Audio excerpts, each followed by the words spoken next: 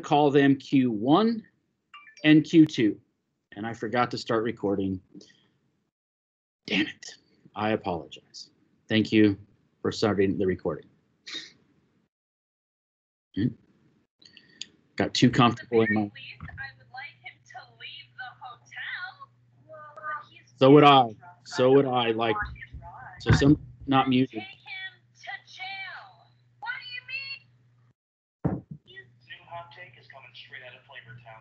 Gaffieri does not deserve a fraction of the hate he gives. All right. So we're going to then calculate Q1 and Q2. So Q1, that's a phase transition, right? And we can relate a phase transition. The information from a phase transition is the delta H. And since we're talking about melting, that phase transition is going to be the fusion, right? This has units of kilojoules per mole. So in order to get to Q, we have to relate that the number of moles that transition that undergoes that transition, right? This Q2 is going to be a calorimetry type equation where we take the mass that's changing times the specific heat of that substance, which in this case it's water, times the temperature change that it undergoes, right? We've seen these two equations, or at least sort of, in terms of the enthalpy lab that you're doing or have just finished doing in the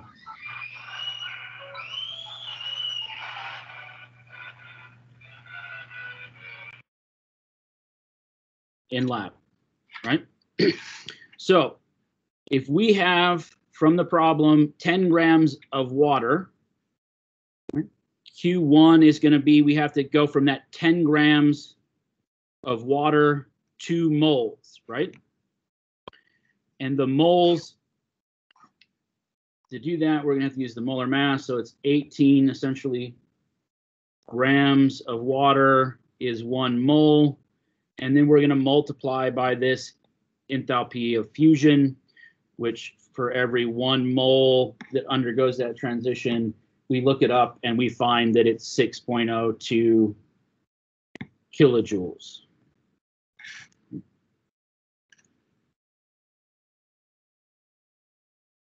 So we can do that math.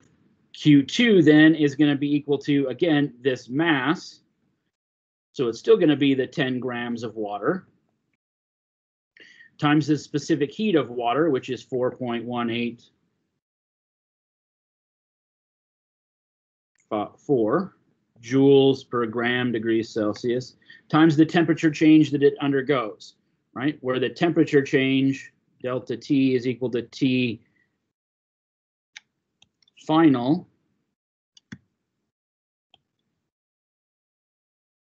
minus T initial. So the temperature change here is going to be the 25 minus 0 degrees Celsius, right? So our Celsius cancel, our grams cancel, here our grams cancel, and our moles cancel. So up here we're going to have units of kilojoules. In order to make these the same, let's also convert here to kilojoules. So there's going to be 1 times 10 to the 3rd joules for every 1 kilojoule. So this answer would also be in kilojoules. So take a minute, do those calculations. Somebody give me the number. So what's Q1?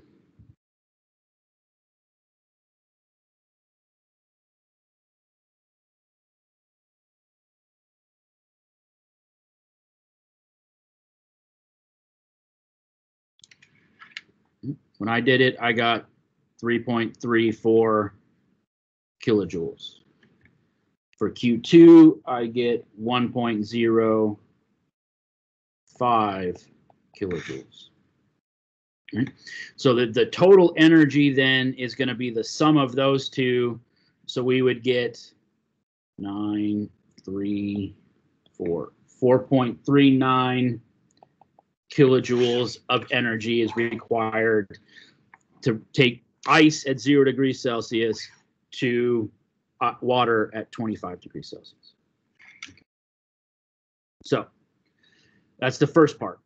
And then what intermolecular forces have to be overcome for this to occur? Right? So now we have to start talking about our intermolecular forces. And these are forces that are held together by what we call Coulombic attraction of one molecule to another, or a separation of charge. If it's a charged molecule, then that's going to be fairly simple. But if it's a non-charged particle, then we're talking about partial charges, so that result from either polarity or the random movement of electrons. So in order to determine what intermolecular forces are present, we have to look at the molecule, right? And here we have our our molecule of interest is water. So we're looking at how two water molecules interact with each other. So we have to have some information about those water molecules. So the easiest way to talk about what they look like is the Lewis structure. We've been drawing Lewis structures, and if we draw the Lewis structure for water, it looks like this. It has a bent molecular geometry. The bond angles is 100 or less than 109.5 degrees. And this is a polar molecule, right? If we look at it, there's a partial negative. Oxygen is more electronegative than hydrogen, so the electrons are being shared more by the oxygen than the hydrogen. So overall, we have a partial negative side of the molecule and a partial positive charge of the molecule. So that means that if we bring in another molecule of water, it can line up like this, right? Where this positive side or the negative side of the water molecule is going to be attracted to the negative side of this one, right? Because of this, right? So this is what we're referring to as these intermolecular forces, right? And we can create a list of intermolecular forces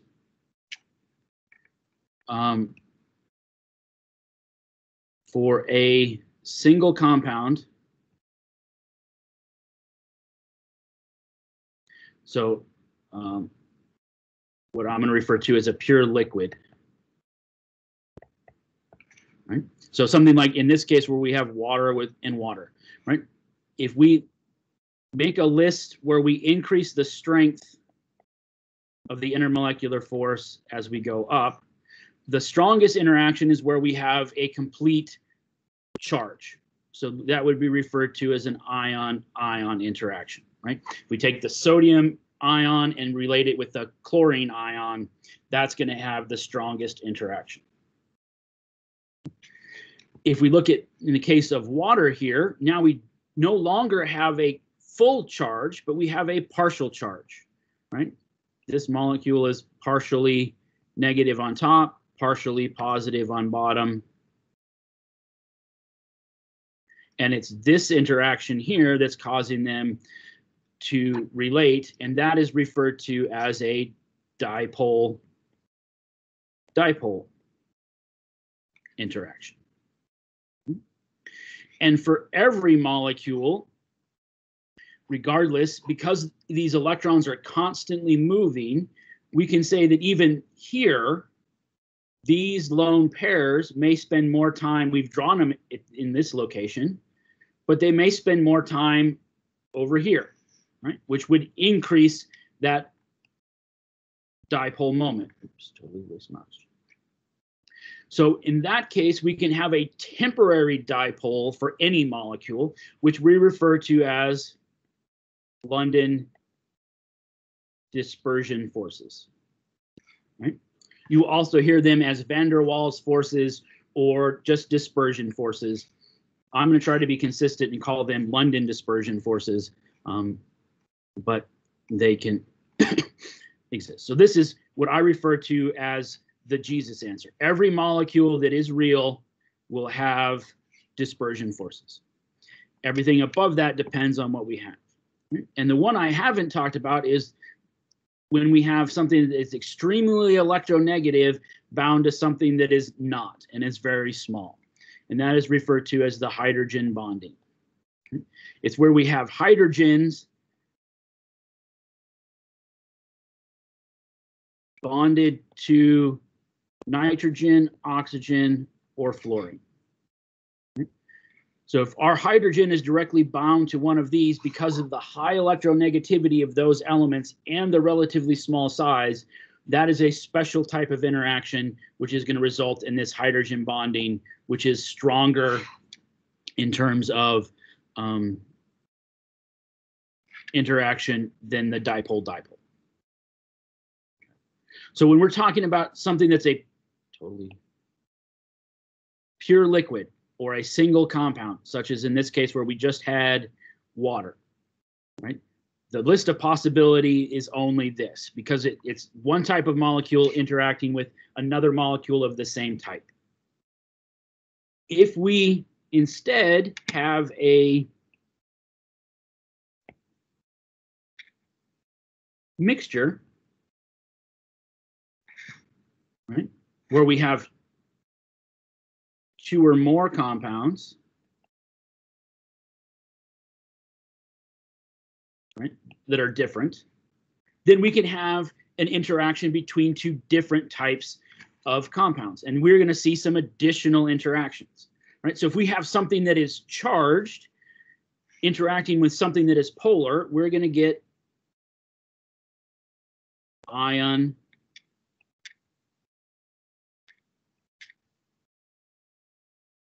dipole interaction. It's going to be stronger than any of these two because it has full charges, right? We can also have an ion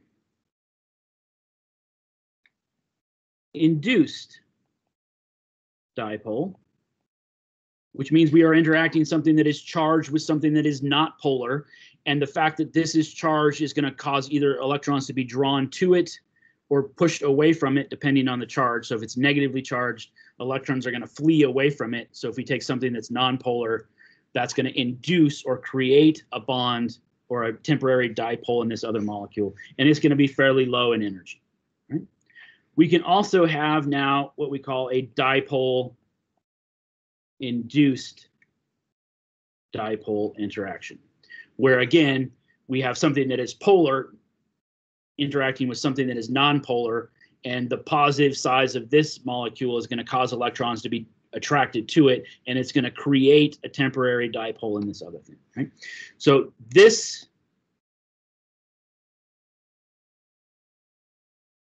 set is only when we have a mixture. If we have a pure solution or a single compound, we're looking at this list.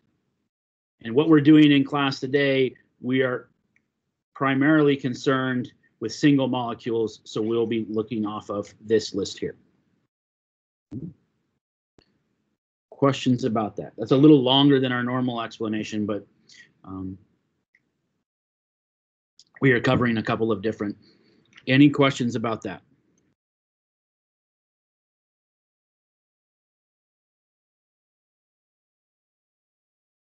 Any questions about anything?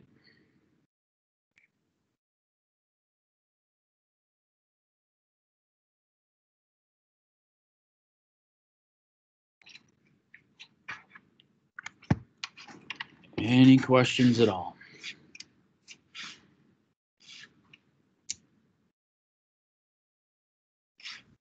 Just to clarify, the window that the knowledge check is open is from Friday morning to like Friday midnight? No, it is the knowledge check window is always from about an hour after the previous objective ends. So that would have been like Sunday or Monday morning at like 1 a.m. until Friday at midnight. Okay, so we could take it today if we wanted to.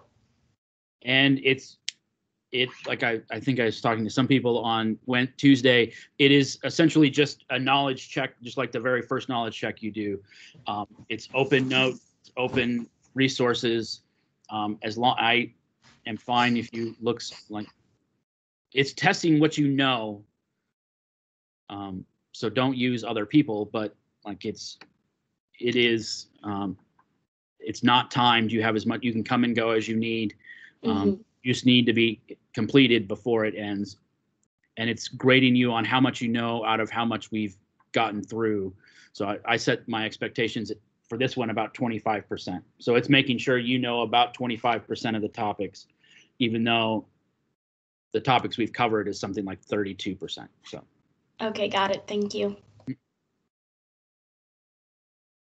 I believe I have it set up too, so it's testing you over the entire course. So there may be questions you don't know. I may be wrong about that, but it's testing you over the entire course, and then just making an assumption based on how much you know, based on that percentage. I know there's been some people who have taken it. Is that true? Does that sound reasonable? Anybody want to speak up? Yeah, that's true. Right. So the other way I can set it up is that it's just over 25%. But it really then only tests what you've gone through. So if you are behind on your objectives and you've only covered 10% of your course, and you could answer all of those questions correctly, and you'd still have, you'd be less than 50% of what you expect. So there will be questions you won't see, but that makes it more fair regardless of what you've covered in your own PI progress. Other questions or comments about the ALEX or any of this material?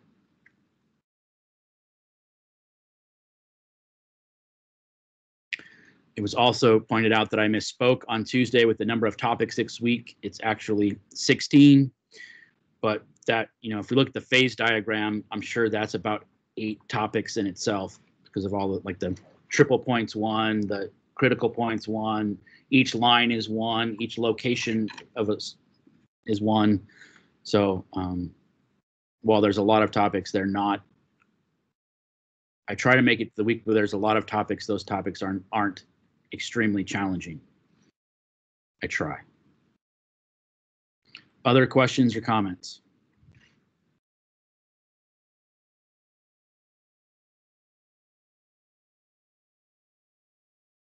Stop recording then.